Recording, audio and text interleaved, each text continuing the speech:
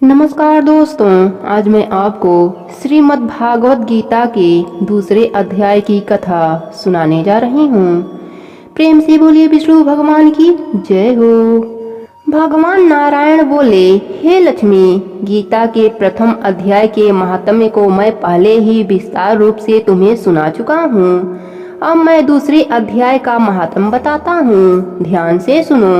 जम्बू द्वीप के दक्षिण क्षेत्र में पुर नामक एक सुंदर नगरी थी, जहाँ देव सुशर्मा नाम का एक ब्राह्मण रहता था। वह साधुओं की सेवा, जप, तप, यज्ञ आदि विधि पूर्वक प्रतिदिन किया करता था। एक दिन उसने एक साधु की सेवा करने के पश्चात नम्र भाव से उनसे कहा, हे संत महाराज, मैं अज्ञानी हूँ, आप मुझे कुछ ज्ञान का उपदेश दें जिससे मुझे शांति की प्राप्ति हो। साधु ने देव सुशर्मा से कहा, मैं तुम्हें ज्ञान का उपदेश नहीं दे पाऊंगा। तुम्हें ज्ञान की प्राप्ति कुछ समय पश्चात किसी ब्रह्म ज्ञान संत से होगी। इतना कहकर वह साधु अपने गंतव्य की ओर चला गया। इस तरह देव सुशर्मा को साधु संतों की सेवा करते हुए बहुत दिन बीत गए। उसका अधिकतर समय देव आराधना में व्यतीत होने लगा। एक दिन जब वह प्रतिदिन की तरह संतों की सेवा कर रहा था, तभी एक ब्रह्मचारी संत का आगमन हुआ। देव सुशर्मा ने उसकी बहुत सेवा की और नतमस्तक होकर बोला, हे कल्याणकारी संत, कृपया मुझे आत्मज्ञान का उपदेश दीजिए जिससे मेरे जीवन का कल्याण हो और मैं मोक्ष को प्राप्त हो पाऊं। ब्रह्मचारी संत ने कहा, मैं तुझे गीता का दूसरा अध्याय सुनाता हूँ, जिसके श्रवण मात्र से ही तेरा कल्याण हो जाएगा। गीता के दूसरे अध्याय को सुनने से पहले भी क्या किसी का कल्याण हुआ है? देव सुशर्मा ने पूछा। इस पर ब्रह्मचारी संत के चेहरे पर पवित्र मुस्कान उभर आई और वह बोले, मैं तुझे एक प्राचीन कथा सुनाता हूँ। एक गडरिया घने जंगल में बकरियां चराता था और मैं उसी जंगल में समाधि लगाकर पूजा अर्चना किया करता था। एक दिन रात को जब वह गडरिया बकरियां लेकर घर जा रहा था, तो रास्ते में उसने एक शेर को बैठे हुए देखा। एक बकरी अन्य बकरियों से आगे आगे चल रही थी। उस बकरी को देखते ही शेर भाग गया। तुम तो एक संत और ज्ञानी महापुरुष हो, कृपया इस अनहोनी घटना का रहस्य मुझे बताइए। ब्रह्मचारी संत ने कहा, हे महाशय, मैं तुम्हें इस बकरी के पूर्व जन्म की कथा सुनाता हूँ। यह बकरी पिछले जन्म में डायन थी तथा काफी सुंदर थी। जब इसका पति मर गया तो यह काफी खूंखार हो गई और सुंदर लोगों का भक्षण करने लगी।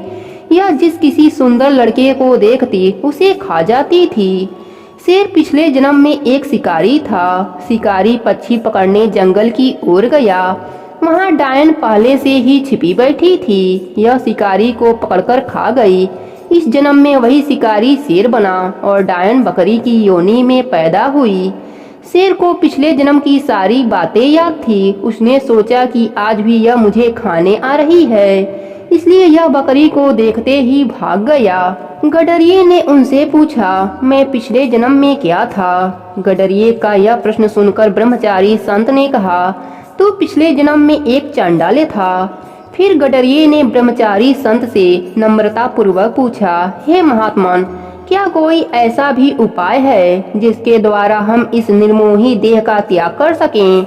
ब्रह्मचारी संत ने कहा, तुम तीनों का कल्याण करने का एक उपाय मेरे पास है। पर्वत की कंदरा में एक शिला थी, उस पर गीता का दूसरा अध्याय लिखा हुआ था। मैंने उन अक्षरों को उस शिला पर देखा था। अब मैं तुम्हें ध्यान मग्न होकर सच्चे हृदय से उस अध्याय के अक्षरों का मर्म सुनाता हूँ, ध्यान से श्रवण करो। तब ब्रह्मचारी संत ने उन्हें गीता के दूसरे अध्याय के अक्षर सुनाए। उसी क्षण आकाश से विमान उतरा और उन तीनों को लेकर बैकुंठ लोक की ओर चला गया। इस प्रकार उन तीनों ने अधम देह को त्याग कर मोक्ष प्राप्त किया। देव सुशर्मा ने भी गीता के दूसरे अध्याय का ज्ञान पाकर मोक्ष प्राप्त किया। यह कथा समाप्त करके भगवान विष्णु ने लक्ष्मी जी से कहा, हे लक्ष्मी, जो मनुष्य गीता के दूसरे अध्याय को पढ़े अथवा श्रवण करे, उसका वर्णन अवर्णनीय है। गीता के इस अध्याय का पाठ सुनने से प्राणी मुक्ति को प्राप्त होते हैं। दूसरे अध्याय के कथा का इतना बड़ा फल है तो आइए हम सब भी सुनते हैं दूसरे अध्याय की कथा। प्रेम से बोलिए कृष्ण भगवान की जय हो। महर्षि वेद व्यास के वरदान स्वरूप मिली दिव्य दृष्टि से देखते हुए संजय बोला, हे राजन, अर्जुन का हृदय दया के भाव से भर चुका है। उनके नेत्र अश्रुओं से भरे हुए हैं। वह रुदन करते हुए व्याकुलता की चरम सीमा तक पहुंच गए हैं। भगवान श्री कृष्ण उन्हें ढाढ़स बढ़ाते हुए कह रहे हैं कि हे पार्थ, युद्ध के ऐसे विकट समय में तेरे मन में दुख और विषाद की भावना कहां से उत्पन्न हो गई।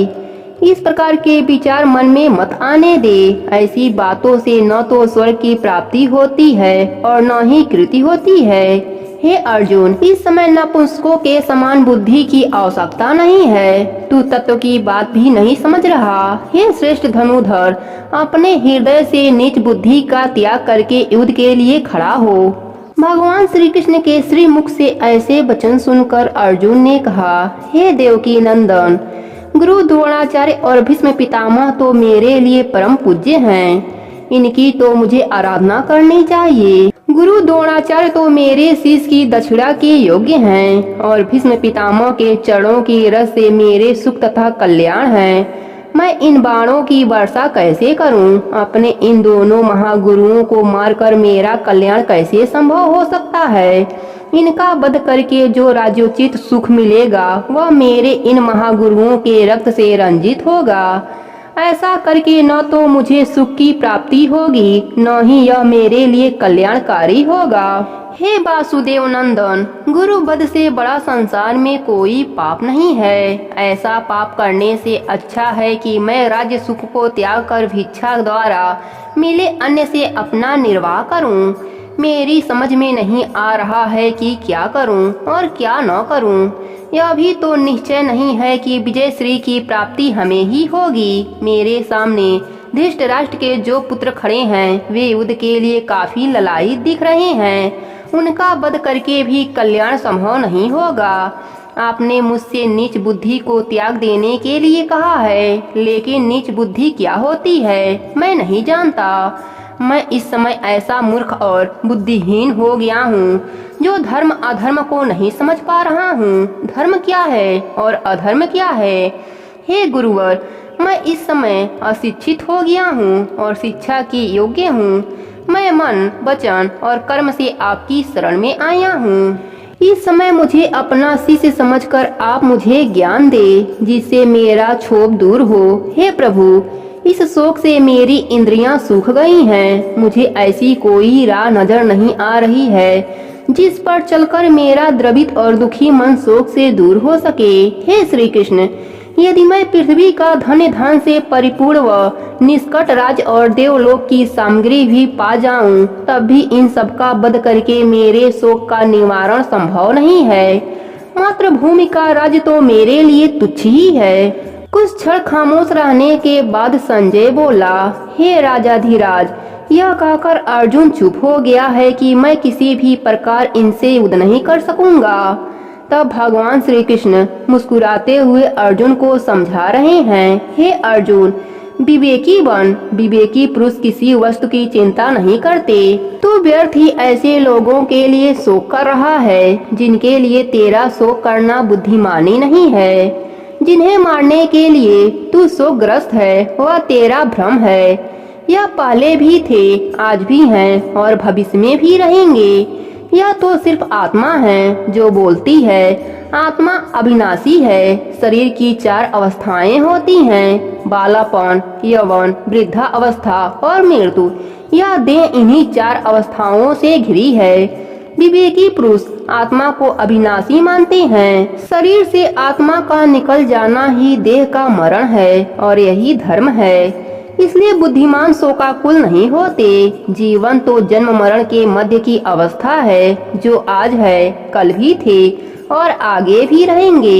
हे पार्थ, सोच, क्या किसी युग अथवा काल में तू नहीं था, मैं नहीं था, या यह सब लोग नहीं थे? क्या आने वाले समय में यह स्थिर नहीं रहेगी? तू देह के मोह में पड़कर भ्रमित हो रहा है। भगवान श्री कृष्ण ने अर्जुन से कहा, हे अर्जुन, शरीर पैदा भी होते हैं और उनका विनाश होना भी निश्चित है, मगर आत्मा अमर है, उसे कोई नहीं मार सकता। वह तो निराकार है और मर्यादा रहित है। हे वीर धनुर्धर, यदि कोई यह कहता है कि मेरे द्वारा यह मारा गया है तो यह मूर्खतापूर्ण बात होगी, क्योंकि न तो कोई मरा है न ही किसी ने मारा है। आत्मा न जन्म लेती है न ही मरती है। आत्मा तो अजर अमर है, जन्म मरण से रहित है। जैसे पुराना वस्त्र उतारकर नया वस्त्र पहन लिया जाता है, उसी प्रकार आत्मा पुरानी देह को त्याग कर नई देह में प्रवेश कर जाती है। आत्मा को न जलाया जा सकता है, न किसी शस्त्र से काटा जा सकता है और न ही जल में डुबोया जा सकता है। आत्मा तो सर्वव्यापी है, हर जीवित प्राणी की देह में है। आत्मा निराकार है, इसलिए इसे किसी ने भी नहीं देखा। हे पार्थ, जिसने आत्मा को इस प्रकार जान लिया है, उसे किसी की चिंता नहीं होती। यह सब मैंने तुझे आत्मा के विषय में बताया है। हे महाबली, यदि तू आत्मा को इस प्रकार से न जाने तब भी किसी की चिंता मत कर, क्योंकि जो इस मृतलोक में आया है उसे एक दिन मौत की सेज पर लेटकर जाना ही होगा, और जो मरेगा उसका जन्म भी निश्चित है। हे अर्जुन, आत्म तत्व का विषय काफी गूढ़ है, जिसका ज्ञान हर किसी को नहीं होता। कुछ महापुरुष ऐसे भी होते हैं जो आत्म तत्व के विषय में विस्तार से सुनने के पश्चात भी उनको नहीं जान पाते। हे पार्थ, शरीर में जो आत्मा विराजमान है वह सदैव अवधनीय है, इसलिए मृत्यु प्राणी के लिए शोक करना उचित नहीं है। श्री कृष्ण ने कहा, हे धनुर्धर, तूने क्षत्रिय कुल में जन्म लिया है, इसलिए अपने क्षत्रिय धर्म का पालन करते हुए युद्ध कर। युद्ध कर्म से ही क्षत्रिय का कल्याण होता है। जो क्षत्रिय युद्ध भूमि में वीर गति को प्राप्त होते हैं, उनके लिए स्वर्ग के द्वार सदैव खुले रहते हैं। अतः तू युद्ध कर। यदि तू युद्ध नहीं करेगा तो अपने कर्तव्य से विमुख और कायर समझा जाएगा। तेरी कीर्ति कलंकित हो जाएंगी।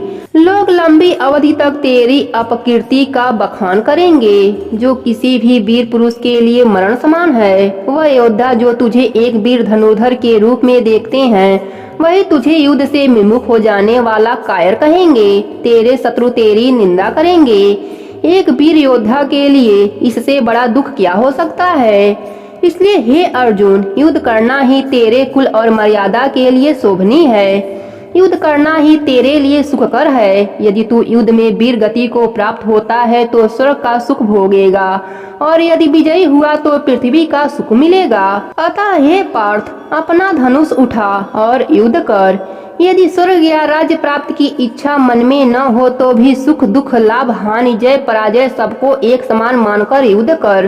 तू किसी भी प्रकार से पाप का भागीदार नहीं बनेगा। इस समय युद्ध करना ही तेरा वैभव है।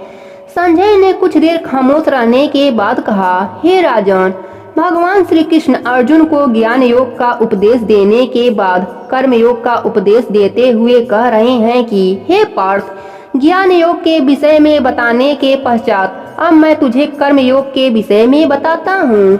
इसको सुनने समझने से प्राणी जन्म मरण के बंधन से मुक्त हो जाता है, और जो प्राणी कामना रहित होकर कर्म करता है वह भव बंधन से मुक्ति पा लेता है। मेरा जो भक्त सदैव मुझे ही पुकारता है, मुझसे ही प्रेम करता है और अपने सब कर्म मुझे ही अर्पण कर देता है, मैं निश्चय ही उसका उद्धार करता हूँ। मेरा जो भक्त मेरी सेवा भक्ति अथवा स्मरण भूलकर भी करता है, अर्थात यदि मेरा भक्त मेरी अर्चना गलत ढंग से भी करता है, तब भी मैं समझ लेता हूँ कि वह मेरे प्रेम से रंगा हुआ है।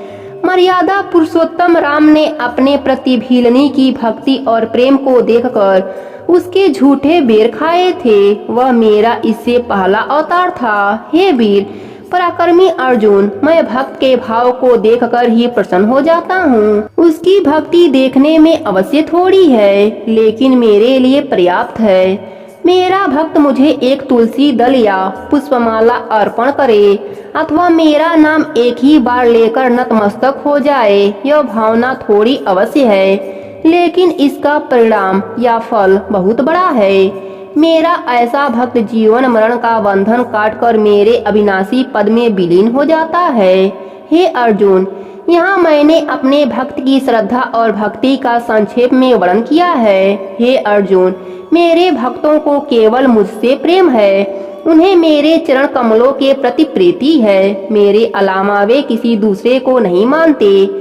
मेरे नाम के अलावा उनके मुख में कोई अन्य स्वर नहीं निकलता तथा मेरे नाम के सिवाय कुछ और सुनना भी पसंद नहीं करते, क्योंकि यह उनका ढीठ आत्मीय निश्चय है। जिनका निश्चय अथवा विश्वास मुझ में नहीं है, उनकी बुद्धि भ्रमित रहती है तथा मन भटकता रहता है। जो मीठी बाड़ी में अनेक श्लोक पढ़ पढ़ कर लोगों को सुनाते हैं और अन्य देवताओं की भक्ति का उपदेश देते हैं, वे तो नीरे मूर्ख तथा अंधे हैं, फिर भी अपने आप को पंडित कहते हैं और लोगों को भ्रमित करते हैं। अतः हे अर्जुन, अपनी बुद्धि को स्थिर रख। जिस प्रकार सागर के मिल जाने पर मनुष्य अन्य छोटे छोटे जलाशयों की ओर देखता भी नहीं, उसी प्रकार जिसने ब्रह्म ज्ञान प्राप्त कर लिया उसे वेदादि ग्रंथों के अध्ययन की आवश्यकता नहीं होती। परमानंद की ब्रह्म ज्ञान है। हे पार्थ, तू आत्मा के सत्य स्वरूप के साथ अपनी प्रीति जोड़। आत्मिक सुख इंद्रिय सुख से भिन्न है। अब आत्मा ब्रह्म सुख से जुड़ जाती है तो परम सुख की प्राप्ति होती है। हे अर्जुन, आत्मा के सुख और इंद्रियों को भोगों के सुख में बड़ा अंतर है। अब मैं तुझे एक दृष्टांत सुनाता हूँ। प्रयत्न करके कुएं से जल निकालकर स्नान किया जा सकता है तथा उसका शुद्ध जल ग्रहण किया जा सकता है, परंतु कुएं में स्नान नहीं किया जा सकता और वस्त्र आदि भी नहीं धोए जा सकते। तालाब अथवा नदी का जल पीने योग्य नहीं हो सकता, क्योंकि वहाँ लोग वस्त्र धोते हैं और स्नान करते हैं। जब महाप्रलय में सातों समुद्र एक हो जाते हैं तो ऐसे अनन्य जल में स्नान भी कर सकते हैं, वस्त्र भी धो सकते हैं और उस जल को ग्रहण भी किया जा सकता है। इसी प्रकार आत्मा ब्रह्मा के साथ मिलकर अनन्य सुख प्रदान करती है। मेरे सभी उपासक ब्रह्म, नारद या तपस्वी सब इन ज्ञान को जानते हैं। इसलिए हे अर्जुन, अपनी आत्मा के सुख के साथ जुड़। अपने क्षत्रिय धर्म का निर्वाह कर। कर्म करने से पहले फल मत मांग। कर्म करने पर फल की प्राप्ति तो अवश्य ही होगी। हार अथवा जीत में अंतर मत कर, दोनों को एक समान मान और युद्ध कर। हे पार्थ, कर्म फल का लोभ त्याग कर। बुद्धि योग का मार्ग अपनाने में ही तेरी भलाई है। बुद्धि योग होने से पाप पुण्य का क्षय होता है और तू भव बंधन से मुक्त होकर परम पद को प्राप्त होगा। परमात्मा में अपनी बुद्धि रख तथा समतत्व योग तथा समाधि योग की प्राप्ति होगी। हे अर्जुन, जब तक तू मोह के बंधन से मुक्त नहीं होगा, तेरा बुद्धि निर्मल नहीं होगी। हे धनुर्धर, जो पुरुषार्थहीन है वही नपुंसक भी है। पुरुषार्थी ही सच्चा वीर योद्धा होता है। क्षत्रिय होने के नाते तू अपने कर्तव्य का पालन कर, अपने धर्म का पालन कर, क्योंकि युद्ध करना ही क्षत्रिय का कर्तव्य है। ऐसी स्थिति में युद्ध न करना कितना अनितपूर्ण होगा, जबकि अधर्म तुझ पर हुआ है। हे पार्थ, अपने हृदय से दुर्बलता को निकाल कर उठ और युद्ध के लिए तैयार हो जा।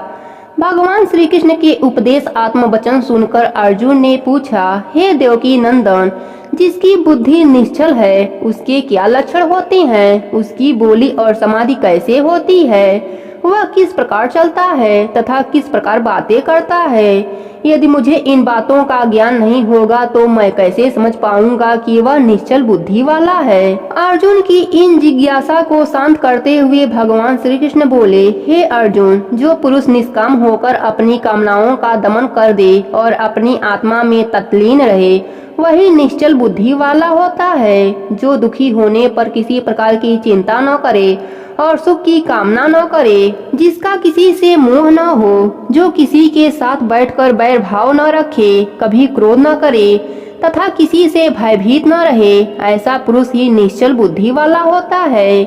जो कछुए की भांति इंद्रियों को इंद्रियों के विषय में खींच लेता है, वही निश्चल बुद्धि वाला होता है। हे पार्थ, विवेकी पुरुष इंद्रियों को अपने बस में करने का प्रयत्न करता है। इंद्रियां काफी बलवती होती है, लेकिन निश्चल बुद्धि वाला प्राणी उन्हें अपने बस में करने का प्रयास करता है।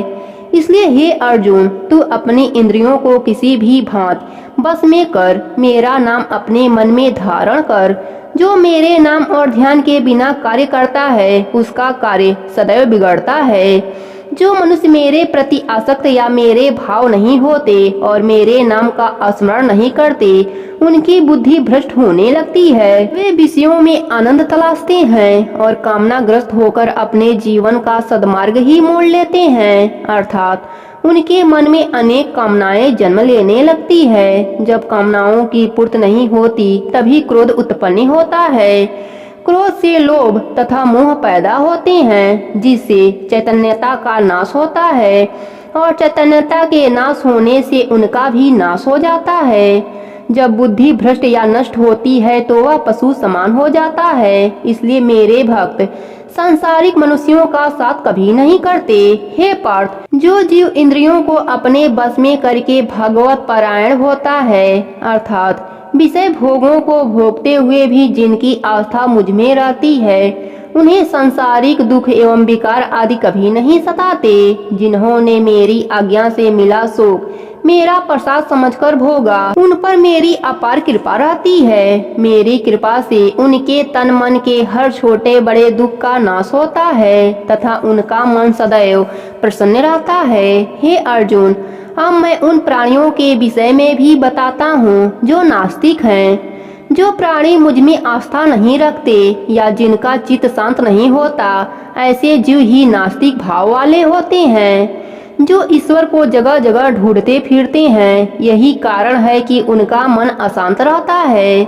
जिनका मन भटक रहा हो वह सुखी कैसे रह सकते हैं? वस्तुतः शांतचित्त प्राणी ही सुखी रहते हैं, लेकिन जिनका चित्त अशांत रहता है वह तो सुख की तलाश में केवल भटकते ही रहते हैं।